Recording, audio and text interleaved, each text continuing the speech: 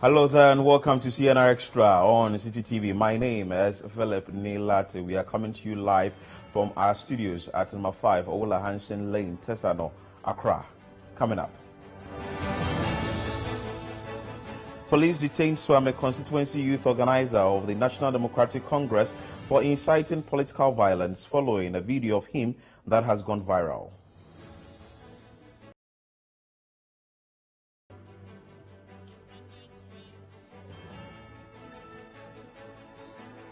Pensioner bondholders continue to picket at the Finance Ministry to get government to exempt their investments from the domestic debt exchange program.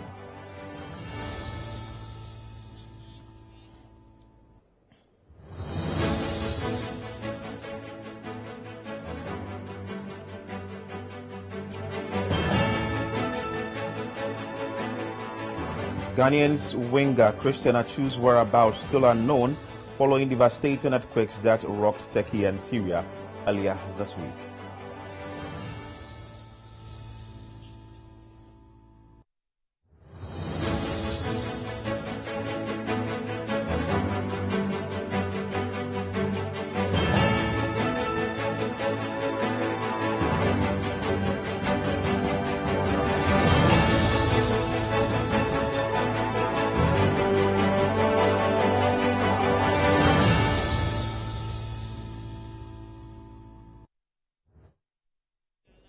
CNR Extra is live on CCTV, and you can join us with your thoughts, comments, and submissions via WhatsApp line 0204 447033, and you can join us on YouTube as we stream there live on CCTV.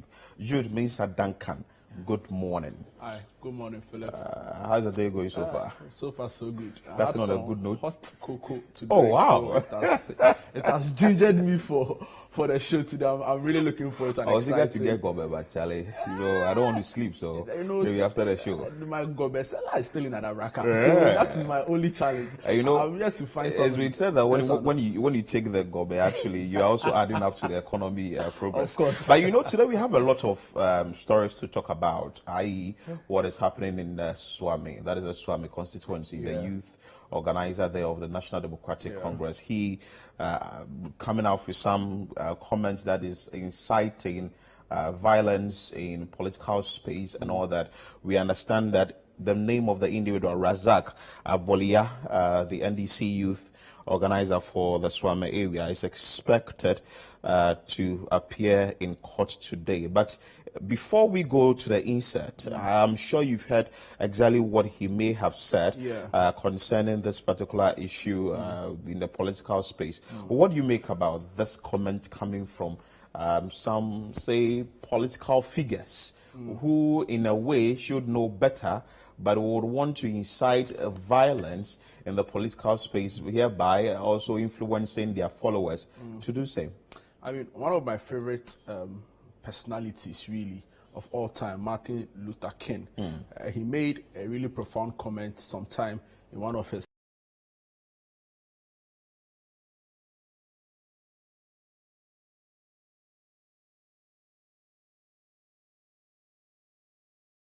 is the answer to the crucial political, moral questions of our time. I mean, see, personally, coming from a youth organizer of a party, I was quite mortified. I was really confused as to why somebody would utter those words in the name of show of love for the party and some affinity for the party. I mean, in some instances, when you occupy some positions in the party, you'd want to be seen to be championing the interests of the party at all times, and in some instances could spiral out of control and the resultant effect to be some of the comments we've seen in the political space. I think it's condemnable. I don't think we should be tolerating some of these comments if it's indeed confirmed that he said it. I mean, the highlight or the really bright spot for me in this was that when it happened, we understand from our correspondents in the Ashanti region that it was the NDC executives themselves who turned him over to the police for investigation. investigations to commence. So that alone is a show of some responsibility from the party, and I would want investigations to be commenced and prosecutions made if indeed it's found that he was foul of the law. I mean, take your mind back to the NDC National Youth and Women's Congress that was held, I believe, in the Central Region some time ago. Before we come to the details of this, let's bring you the insert of exactly what happened as to the leadership of the NDC turning in the national youth, or rather the youth organizer for the Suame constituency, to the police. Let's bring you that insert. Police in the Ashanti region have detained the Suame constituency youth organizer for the National Democratic Congress, Razak Kwampa. He was arrested for inciting political violence following a video of him that has since gone viral. Now, on Wednesday, party executives handed him over to the police and promised to cooperate with the police. Now, Ashanti regional correspondent Hafiz Tijani has been following that report. Hafiz, what more can you tell us on this development story? So the NDC youth organizer for the Suame constituency, Razak Kwampa, will spend the night here at the Suntresu Police Command. He was brought in by some executives of the NDC and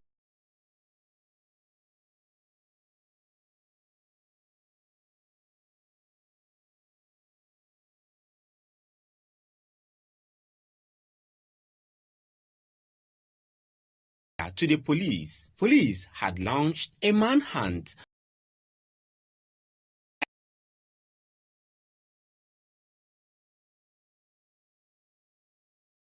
Supporters followed up to the Suntresu District Police Command, where the suspect was later moved to, in the company of his lawyer and both regional and some national NDC executives. Mr. Kwampa's statement was taken and he was subsequently detained. So his statement has been taken, and caution statement and charge statement has also been taken.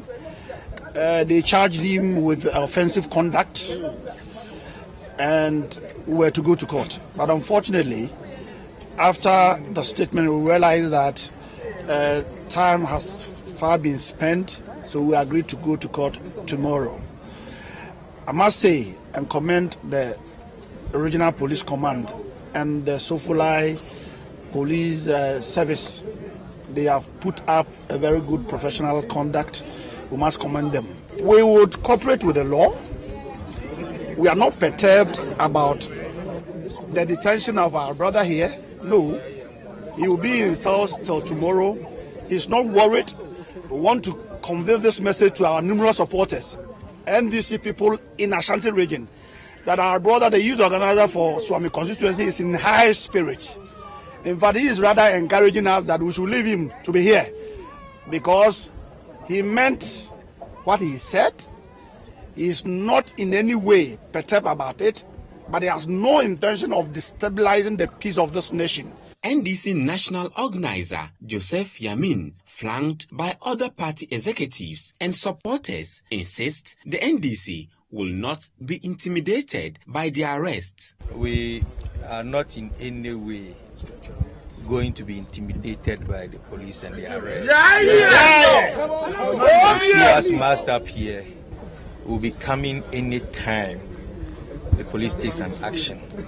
All we're expecting them to do is to extend equal measure to the MPP. They arrested, okay, we brought him because they intercepted a viral video. As I speak on my phone, I have 4 viral videos that will go viral any moment from now, from the MPP side. And we're expecting the IGP to issue a statement for the arrest of these MPP individuals. Yes. We're expecting it from tomorrow. If they can go after NDC people because they have intercepted viral videos, then they should be prepared to pick the MPP before we make a statement. But I'm very sure that tomorrow the court will have no powers to detain our brother, because the court deals with precedents. Statement some time back and declared war in this country. The court said he had no locus, even a member of parliament, somebody who is vying to be a flag bearer of a political party. If the court says he has no locus, how much more a constituency youth organizer? And I thought that the police could stand on this and caution our brother and advise him. It is not always that the police should be arresting. The police is also there to educate and also to advise. But here they took a stand, and I don't know why they want to do selective justice here.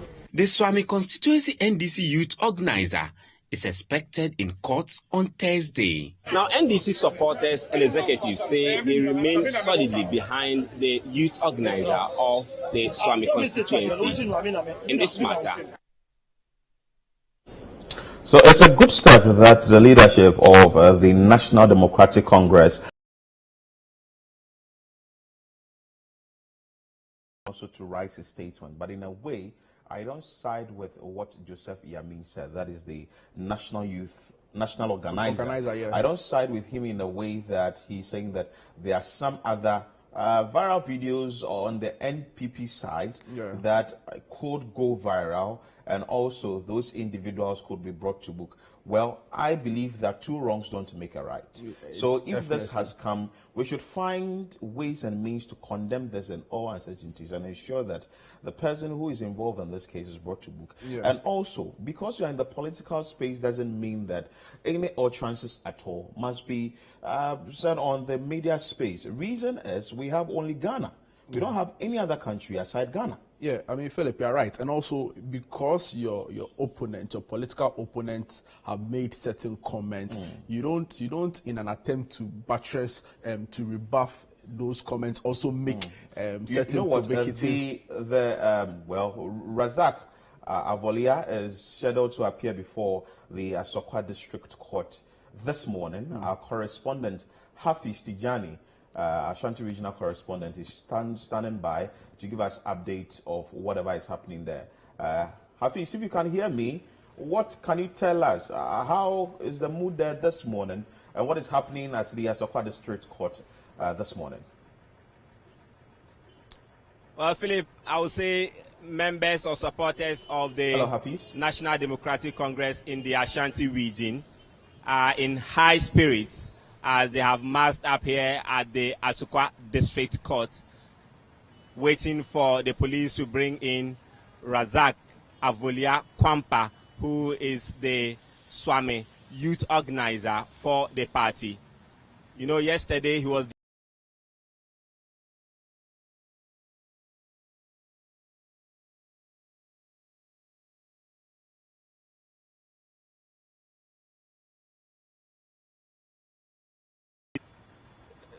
a lot of party supporters head at the Asokwa District Court. The party supporters, some of which are still there, massed up at that court premises.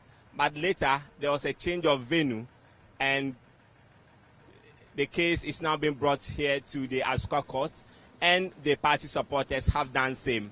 I have seen regional executives who are leading these party supporters who are coming from various constituencies in the Ashanti region.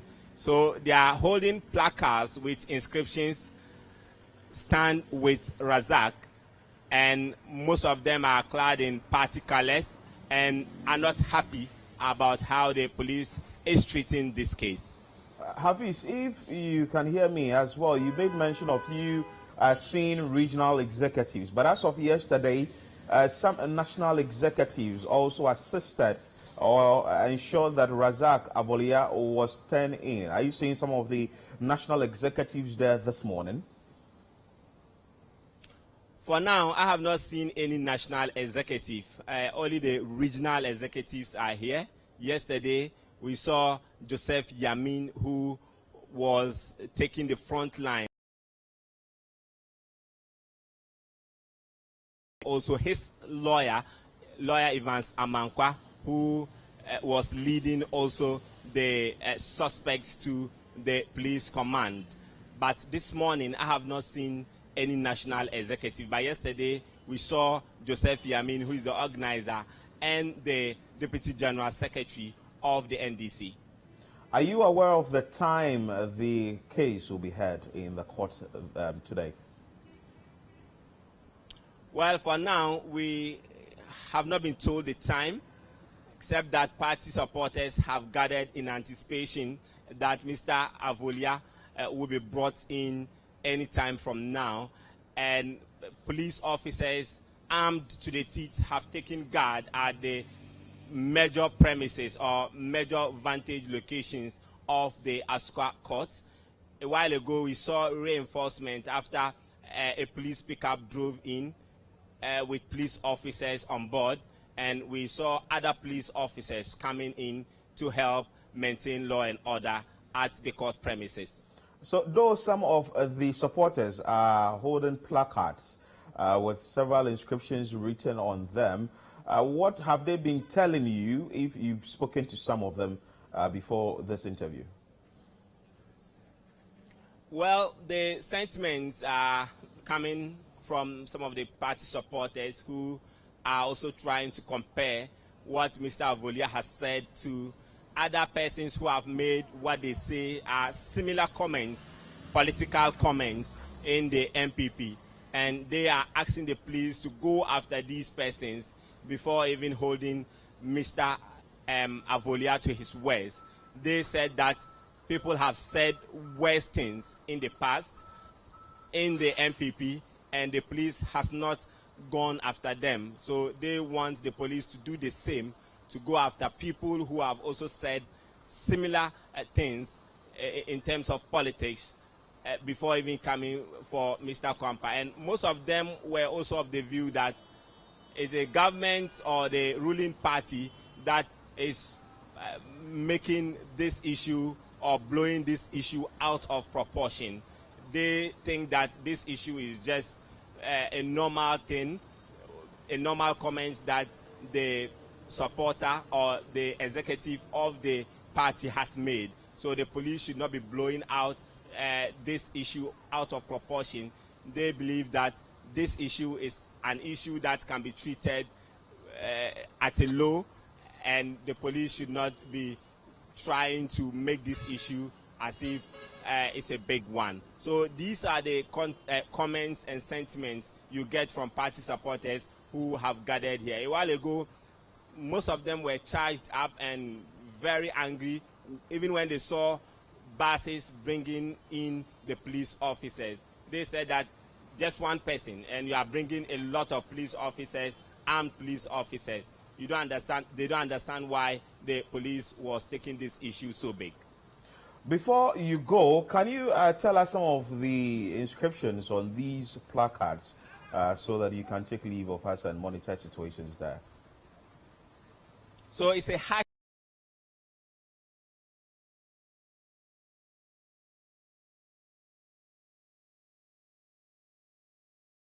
pasted. Some of them have pasted it on. And Hafiz, many thanks for your time, and keep us updated with what happens at the Asokwa District Court. That is my colleague Hafiz Tijani reporting live from the Asokwa District Court in the Ashanti Region regarding the appearance of Razak Avolia, who is supposed to appear before the Asokwa District Court for some comments has made that inciting violence in the political space. Before we have a conversation on this, let's bring you what the NPP has been saying about this issue. He has been talking. It says it wants the police to prosecute the NDC youth organizer for his utterances. Now, the director of communications for the party, Richard Ahiagba, at a press conference in Accra says such actions and inactions will not be tolerated. About the NDC, that the statement that the youth organizer made is not in isolation, or did he misspoke? He is clear-eyed about what he was saying. His remarks reflect the culture and ethos of the NDC. We expect the police and the courts to bring the Suame youth organizer to justice very quickly to deter others who might be harboring similar violent and delinquent thoughts in the NDC. We demand the NDC to unreservedly disavow, disassociate, and expel this young man from their party without delay. That's the only point you can begin to take the NDC seriously about these comments that the young man has made, as though that they are not shielding him and they really want to discourage such commentary in our politics. Nothing short of this, ladies and gentlemen. So there are MPPs also asking for sanctions to be taken on this particular issue. But Jude, what I see here is like a blame game. The NPP blaming the leadership of the NDC. The NDC is also saying that the NPP did similar thing, and here and there, here and there. But I don't think it's healthy for this political space. No, it's clearly not healthy, especially when you consider the fact that we are soon gradually entering into an election phase, with primaries coming up shortly for both parties, and of course intense campaigning and all that going to happen. All of these things is not in any way healthy at all. But of course, you expect political opponents to score some very cheap, in my opinion, political capital from some of these things when it happens. But I agree with you when you say that we should be looking at the national interest, and the national interest is one that sought to guarantee the safety and really the freedom of all Ghanaians. I don't think making such comments in a manner, I've had the opportunity to listen to the audio, and and if it's indeed confirmed that he uttered those words, I think they are quite condemnable, and the party should even be the ones leading the whole process of condemning some of these utterances, so it doesn't become sort of a part of our politics over here. I mean, go through some of the real tragedies that's happened in our political space. Starts with instances. I mean, in 2020, just the 2020 elections, about 13 lives were lost. And it starts with some of these little things. Initially, they don't look very serious, but over the time, you realize that it crystallizes to some extent, and people hold some of those beliefs firmly and act upon it to cause mayhem and those pockets of violence we see in here and there. So we need to condemn it. We need to have our politics in a very high level, such that it's free from all levels of intimidation, is free from violence, and at the end of the day, the best ideas, the best approach to making sure that things are done properly wins. So we condemn this in very high terms. Well, as political actors, as individuals in the political space, utterances must be kept. I think bringing out some sort of words that are not necessary, you must control it. We have to be circumspect in our utterances and ensure that we don't foment mayhem in this space in which we are. Ghana is the only country we have. Away from that, let's take you to the pensioner bondholders. They are still picketing at the Finance Ministry. They did that on Monday, did it on Tuesday, Wednesday, and today they are there as well. Let's bring you that insert. The third consecutive time, pensioner bondholders have picketed at the Finance Ministry, demanding for the government to exempt their investments from the domestic debt exchange program. Now, the government has proposed a 15% coupon rate, but the group of about 30 retirees converged at the ministry and sang patriotic Ghanaian songs. They told City News they would not accept any cuts to the return on their investments, as their livelihoods are dependent on the proceeds from the investments. Now, City News' Charles Owusu-Kumi was there for us. Right. So for the past 3 days, retirees, Ghanaian retirees who have investment in government securities have been pitching camp here at the Finance Ministry, essentially to protest the ministry's decision to not exclude them from the ongoing domestic debt exchange program.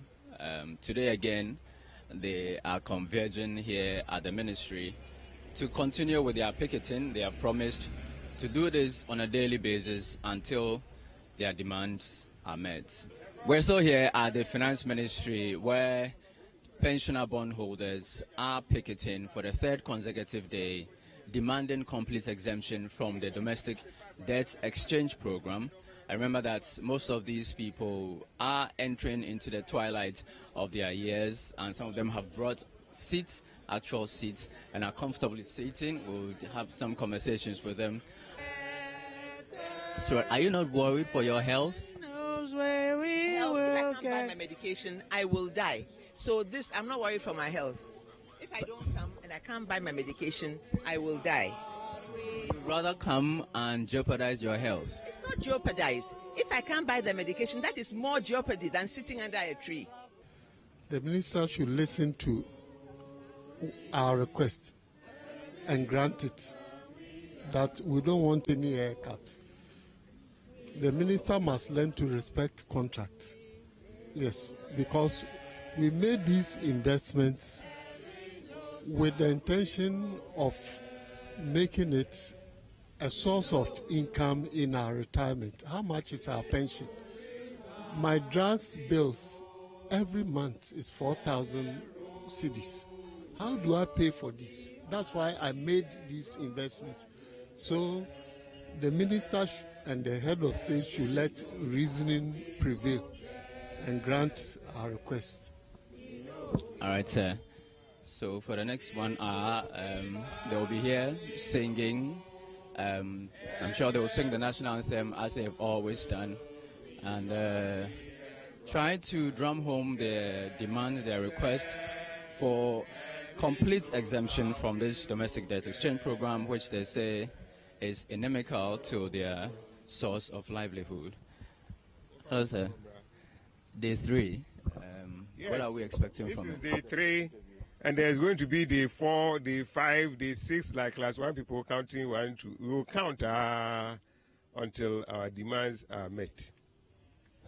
So we don't have the strength, but the little strength that we have, we will use it. We are only praying to God that He should allow us, give us strength every day to come here to sit for that 1 hour. That's why we brought our seats. If you can't stand, you sit down. There are many people who want to come with their wheelchairs, but we say, no, it's so risky, don't come. Let a few people who can come do that. So we are praying that every day we will get at least, like, even if it's 10, we will come. And I believe out of the over 450 that we have on the platform that knows what we are doing, we will always get some number who will be capable to stand here or sit here for 1 hour and go. Have you had any communication from the ministry since yesterday or from any government quarters? No, we haven't had any communication from the ministry.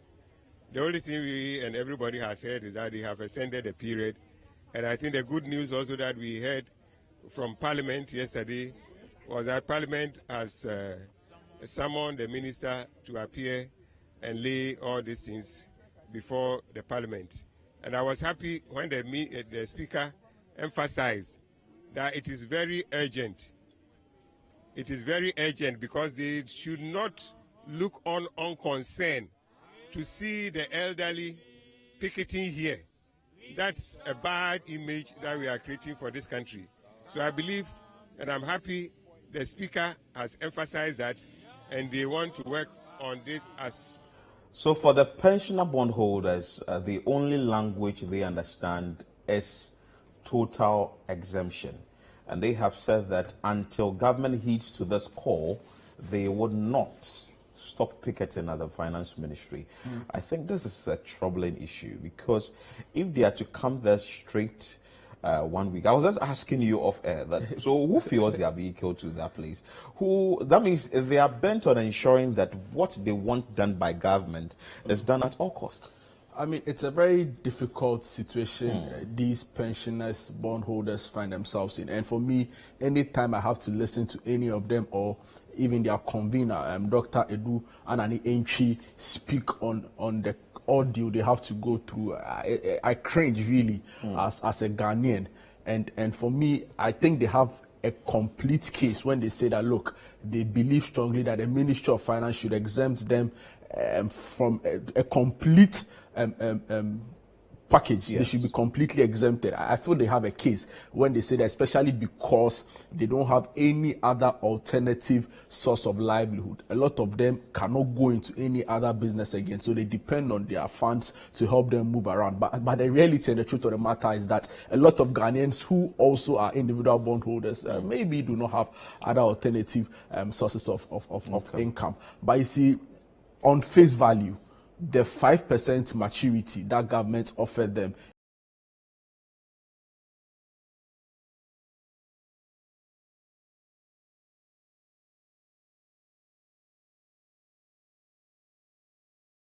$400 of them, and 1/3 of them have maturities that are up to about 12 years, and now government is offering a 5-year maturity plan. For me, the challenge really is, I believe on an individual level, everybody have some sort of peculiar sort of approach, because some of them, you listen to them, they say we need our monies urgently to be able to afford our medication. We need our money urgently to be able to afford that paying medication of 4,000. 4,000 exactly. On another level, somebody may not need that amount of money urgently. So I've heard people say, is it about time we sort of look at it on a merit on an individual case? But I think that would be quite an ask from the Ministry of Finance. And like I've said, we've heard the individual bondholders from convene also say in times it looks as if this is a much improved offer. My challenge for me really is that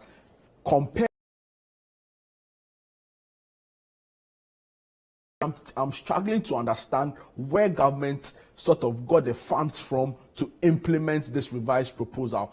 To me, the impression I'm able to create in my mind is that then it means that maybe there's some money or some funds lying somewhere for government, whereby if you put some pressure on them, they go in and they change. And I've been asking myself, let's go back to the proposals the individual bondholders forum put out to government on ways government can save. They say some about 80 billion Ghana cedis, and they are not the only people speaking. Not too long ago, CDD, I believe, also put out a similar proposal on how government can cast wastage within the public sector and use those monies into other productive sectors of the economy. And it starts with a lot of them downsizing government. I mean, I could go on and on and on with the proposals the individual bondholders forum did. And it was quite researched and a very detailed report. And it wasn't like they just went into their corner to do something. They involved people in the ministry, they involved technocrats, people who have a better understanding of the situation. Well, with the suggestions on how government would go about this DDE program and all that, cutting down on expenditure, spending and all that, has been said by a number of individuals in the financial space. But the question is government willing to hit to the cause of these pensioner bondholders? That is a question. Not too long ago, we heard the vice president call for a bipartisan approach to tackling some of the problems we face in the economy and in our country. It starts with this, because this sort of has national interest. So call all of the stakeholders together and let's sort of judge.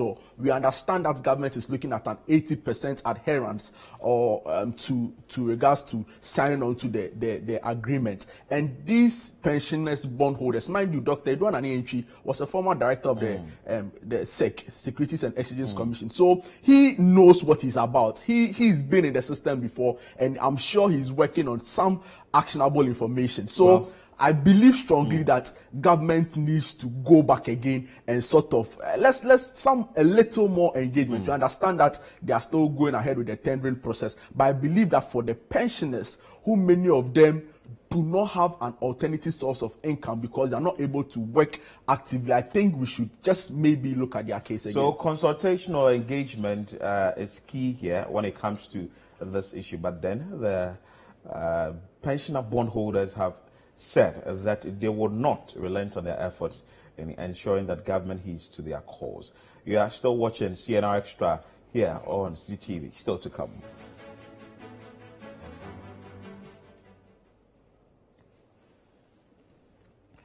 Minister of Defense urges military deployed to Bawku in the Upper East region to deal ruthlessly with individuals fueling violence there.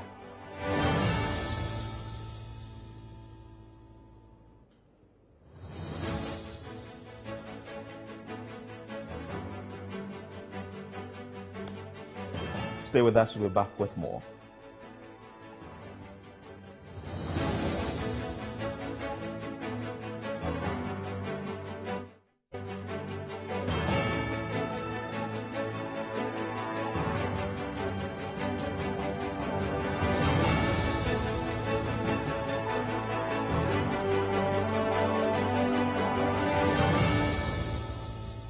The clouds are gathering, the anticipation is high, and the God of the rain is ready to pour.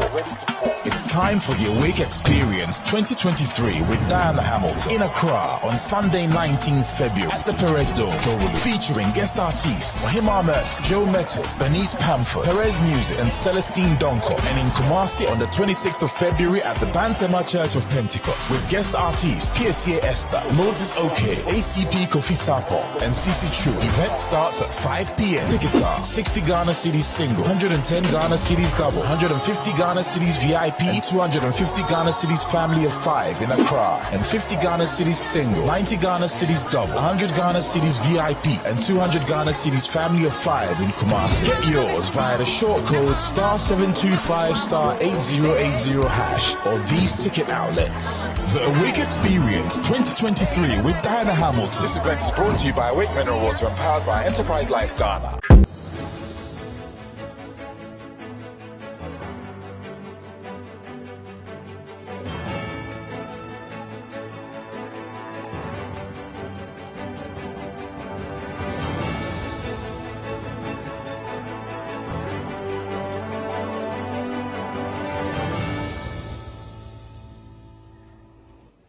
Many thanks for still staying with us here on CNR Extra or on the CTTV. You can join us with your thoughts, submissions, and comments via WhatsApp line 0204447033. Let's bring you another story, and that has to do with the Ghanaian winger Christian Atsu, whose whereabouts is still unknown. Now, let's bring you that insert. Ghanaian winger Christian Atsu's whereabouts remain unknown in the wake of the devastating earthquakes that rocked Turkey and Syria earlier this week. The 31-year-old was reported alive and taken to a hospital on Tuesday. Hours later, officials said the former Newcastle player could not be accounted for following visits to hospitals. Now, City Sports' Yao Ejeminta has been following this story. Circumstances surrounding Christian Atsu's situation after scoring a 97th minute winner for Hatayspor in a Turkish Super League game against Kasımpaşa continue to change. Between him being buried under earthquake rubble to being found, rescued and hospitalized, only to be later reported as not being found at all, the situation is getting dire for the former Everton and Bournemouth player. For a natural disaster ranked in the Grade 3 category with extensive damage to communication lines, hospitals, roads, and general infrastructure, it is quite common to have rescued victims get lost in the midst of all this chaos. However, 20 hours after widespread reports suggested Atsu and his club, Hatayspor, have delivered contrary statements. Ghana's ambassador Christian Atsu is receiving treatment. Christian Atsu's image agent, Geno Fasioni, who is in contact with the player's family in the United Kingdom, stated he is still missing. The club cannot find him among all the hospitals. In an interview with Turkey-based journalist Suleiman Arat, Hatayspor coach Volkan Demirel confirmed Atsu's uncertain status, saying, "There is no news from Atsu and Savut yet. Wouldn't I share this if they were in the hospital? I will share as soon as the news comes." I talked to Mustafa Ozat, Hatayspor vice president, on the phone 10 times in a row for 4 hours. Unfortunately, I could not confirm that Christian Atsu was saved in any of them, he said. His statement was backed by Hatayspor club doctor Gorbe Kaveki, who said, "When we heard he was taken to Dotio Hospital, we went and looked, but he was not there. At the moment, we accept that Savut Taner, Hatayspor sporting director, and Christian Atsu were not found, unfortunately," he said. Perhaps the most damning piece of information came later on Wednesday, when Hatayspor Vice President Mustafa Ozat fronted the uptick in optimism by declaring Atsu had been pulled from the rubble and put in a hospital early on Tuesday. Conversely, Ozat announced to the Turkish press later today that "I received information that Christian Atsu was rescued from the rubble, but it was not true. I gave the same information to the press, but at the moment, The information received is that Atsu and Tanner Savut are under the rubble. Turkey is a little over 3 times the size of Ghana, and affected cities and towns are far from grand commercial centers like Ankara and Istanbul, making logistics movement a big challenge to affected areas in the southeast. Unusually harsh winter conditions at this time of the year haven't made rescue efforts any easier. Christian Atsu's situation remains as fluid as they come, and they wait for a confirmed statement on his whereabouts. The whereabouts of Christian Atsu is still unknown, and the whole nation, that is Ghana, is still praying that our brother at least should be brought to us from wherever he is. This is a sad news. We've been discussing it from the time the issue happened till now, and it looks like there have been conflicting reports, but finally this one has come to stay, that we don't know his whereabouts. Just waiting to hear good news that at least he's been rescued from the rubble. I mean, Philip, you can only imagine it's a really difficult time for his family and all of us as Ghanaians and football lovers. I mean, when the news first broke out, I was all over the place. I mean, it was really, really sad. And of course, later the news came that he's been rescued and all of that. And now to where we currently find ourselves in, we are still praying with the family. We are with them in these really difficult times, and we believe that in the end we would prevail with some good news. Wow. For me, my challenge really has been with the inordinate desire for first to press or first to break to social media. So you have a lot of people, because of whatever reasons, for clout or clickbait or for some reasons, want to tell the story first when they don't even have the information facts to it. So they just go, take their phones, quickly type something and they tweet, they send it. You're not helping the situation. You're only fear-mongering, really, and it's not helping. And I think Mubarak Wakaso also came out to say something. People should relax. Yeah, I mean, at this point, if you're a journalist here in Ghana or you're a football lover here in Ghana, I think the best you can do really is to pray. And for some of us, I mean, for whatever object of worship you believe in, I think you can still say a prayer for our brother. As a Christian, I believe in miracles, and I believe that all of this would come to an end, and it's very possible that our brother and our former Black Stars player will come out of this unscathed really. So I hope at this point, all we can do really is to just pray and keep the family in our minds. And like I said, alive. The inordinate desire for people to post on social media for whatever reason, I think is not helping the situation at all. Well, let's just keep our fingers crossed as we wait for good news. Away from that, let's take you to Bawku, where the Defense Minister, Dominic Little, is asking that the military deployed to Bawku in the Upper West region should treat individuals engaged in the conflict as criminals. Let's bring you that insert. Now, the Minister of Defense, Dominic Little, has charged the military deployed to Bawku in the Upper East region to treat individuals engaged in the conflict as criminals. The minister says a conflict in Bawku is no more hinged on chieftaincy but criminality. Now, speaking on the floor of Parliament, the Defense Minister announced that the government will deploy about 500 more military personnel to the area to deal with the situation. Ni Ayikwe Okain from Parliament reports. During proceedings on Wednesday, the Member of Parliament for Bawku Central, Mahama Ayariga, made a statement on the recent killings in the Bawku conflict and described the explanation offered by the military as untenable. The Ghana Armed Forces did not deny the various killings. In a widely publicized statement, they mentioned that they neutralized armed men in Gosensi Valley that day. Mysteriously, they did not retrieve a single weapon from any of the alleged combatants. Their explanations are clearly untenable. The ranking member on the Defense and Interior Committee of Parliament, James Agaga, called for a probe into the alleged killings by the military. These are matters that cannot be resolved sitting in this House if an investigation is not commissioned. And so I would urge, Mr. Speaker, that in line with best practices, we should investigate this matter.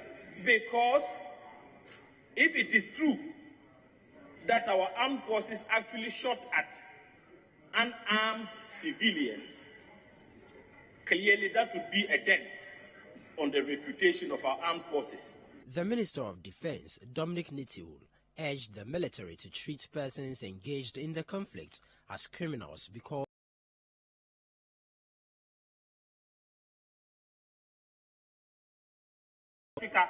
that what is happening in Bawku today is not about chieftaincy. It's criminality. It's criminals who are operating. And the members of the armed forces to deal with them as pure criminals. I want the members of parliament to let their people know that we are dealing with them as pure criminals. There's nothing called Bawku chieftaincy. There is a legitimate chief of Bawku. The Mamposis have said they will go to court. The Nigeria has said they will go to court and challenge the matter. That's all that we know. We want the members to assist us. If they have voices there, which I know they do, the matter is under investigation by the Ghana Police Service. The military have released a statement.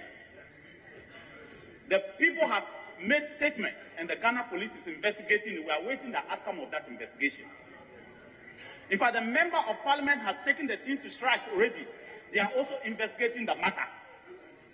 So two state bodies are already investigating this particular matter.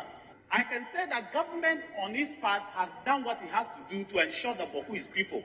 As we say today, we have created a battalion in Bawku, 11th Mechanized Battalion in Bawku. So we have 400 soldiers in Bawku today. That's the first solution we have done. We are also building 400. We've moved from Bawku from about 50 soldiers to about 400 today. Mr. Speaker, we are sending a task force to Bawku just for only Bawku, no more contact fix, nothing. Another 500 soldiers to Bawku, just Bawku alone, because of the threat of terrorism. These soldiers will be free to do other activities. But next week, we are doing that. That's why, Honorable Ayaga, I told you, come to the office and let me sit with you with the military command and let's discuss it.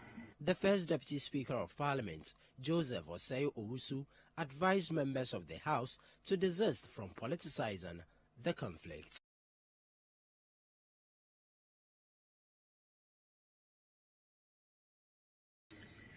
I encourage that we permit them to do that. The risk of bringing our political clout into this situation is very high. And I encourage members to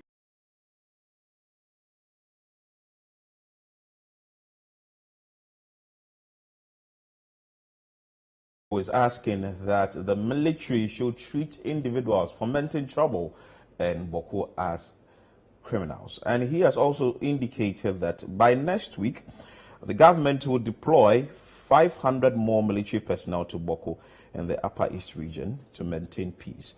My problem is, just not long ago, we had issues coming from this same area where the MP for the area, Mama Yariga, raised some allegations that the military has killed some 7 or 10 persons in the area.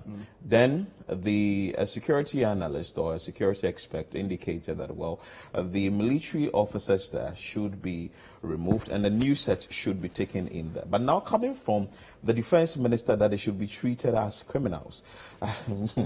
Well, I don't know much more in security, but do you think it is a way to help the situation? I mean, Philip, there's a very legitimate concern that because of the level of instability and terrorist activities in neighboring countries around the north and Bawku to be precise, there could be some spiraling. It could just go out of control and there could be some infiltration in Bawku and all of that. But if you understand what's happening there, we get the understanding that in those areas, there's a total disconnect between their governments and that side of the country, for which reason people have now started to rebel against the country.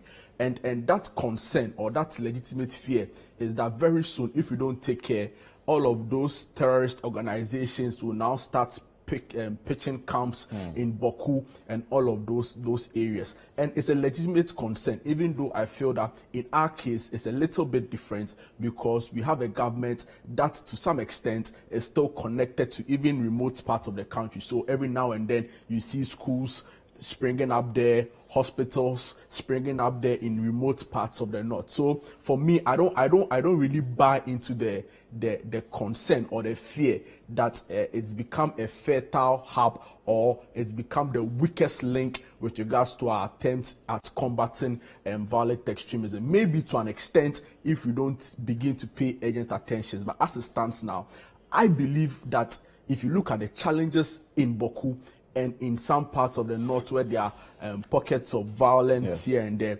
it's as a result of a weapon proliferation in the area. And I agree with the defense minister when he says these are criminals who are operating. Every now and then when issues come up, you find people who will take advantage of these things for their own interest. And the issue with Bawku is not too different. What's happening is that in the past, go back to 2008, when as a result of election disputes, some 8 people died. It was sticks and to a large extent cutlasses that were used in the wounds that led to the death. In 2000, the year 2000, when as a result of chieftaincy disputes, some 68 people died. We understand from reports and published articles, scholarly articles published at the time, you understand that it was as a result of wounds from machetes and sticks. But now we see automated weapons used in the killing. So for me, this is criminal. So, I mean, we could go on and on with the issues in Bawku, but I'm saying that a lack of weapon proliferation and the political will really to deal with these issues when they come up. Dominic Mitchell has stated that the government has the political will to fight this. And also, for me, my issue is the nurses, teachers, and halting activities there. That's what I have a problem with in Bawku. But then, as government is working along the lines,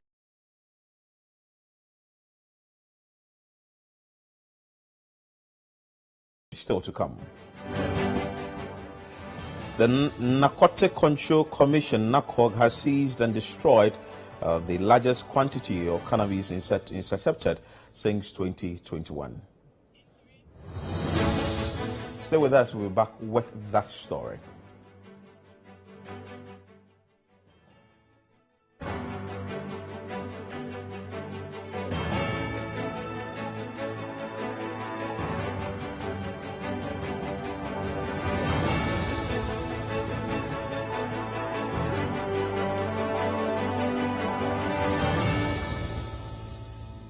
The sisters are back with more chic and spice than ever. Join the League of Exceptional Sisters as they come to the rescue of relationships with the all-new season of Sister Sister. Be it gut-wrenching personal secrets, jaw-dropping partner shenanigans, or the cringe-worthy deeds of family and friends, our sisters will be here to help you weave through the simplest and most complicated relationship issues. Sister Sister airs every Thursday at 7 p.m. on 97.3 City FM and every Friday at 9 p.m. on City TV. Sister Sister is sponsored by Kel Kids Toothpaste, the Ghana AIDS Commission, and Onga.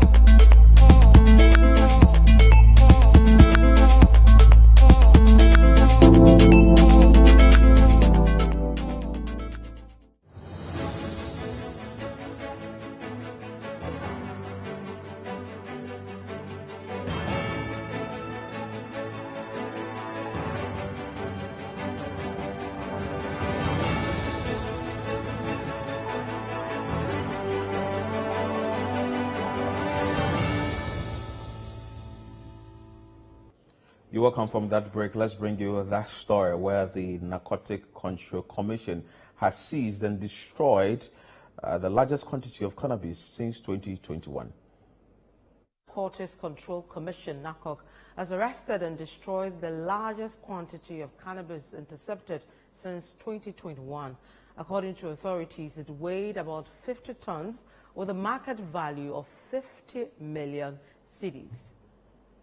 Now, the seized cannabis were mainly intercepted from the eastern and Volta regions through intelligence gathering efforts by operatives. Let's speak to our man on this story, Fred Duho. He's been monitoring this story, actually went there to see the distraction. Fred, what more can you report? Yes, so we are within the Bundasi military zone, here in the bush somewhere around Pram Pram, not too far from the Saglemi housing project. And what you can see, heap of sacks actually at various locations containing cannabis that were given clearance by the court for the NACOC, which is the Narcotics Control Commission, to actually destroy of them and for them not to find its way into the economy. And this particular quantity, we understand, is about 50,000 kilograms of the cannabis that were intercepted since 2021 to date. And so far, this has a market value of about 50 million Ghana cedis, according to the NACOC official. The court has given us the order, the destruction certificate, to go ahead and destroy these cannabis that we're doing. In our work, if not one of the biggest, if not the biggest, it could be one of the biggest so far that we're destroying. In terms of street value, we're looking at 50 million Ghana cedis, which is a lot of money. And these drugs were seized in Volta and Hastings. So it's worth 50 million Ghana cedis. The question a lot of people are asking is, so why don't you use it for something else aside burning and all that? But that has to do solely with the revision of the law. When they discussed the song on the City Breakfast, when they discussed this issue on the City Breakfast show, Godfred Odum, he played the song. Hallelujah, there is no light there. Yeah. And some people are saying the light is figurative. It's not literal.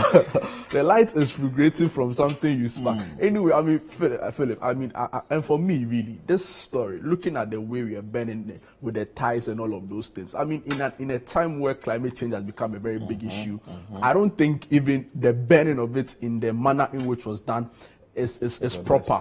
I mean, those are the natural habitats of certain animals, and so this is chaotic. Well, for me, we've always said people are using it for scientific research. Medical people things, are using it in their cosmetics, hair food, anything, cosmetics. I just can't think. I mean, I could go on and on and on. But that has to do with the revision of the law. Somebody will mistake me as a consumer of it. But I mean, we all consume it in one way or the other. I remember one hair cream I used to use. I don't use it anymore.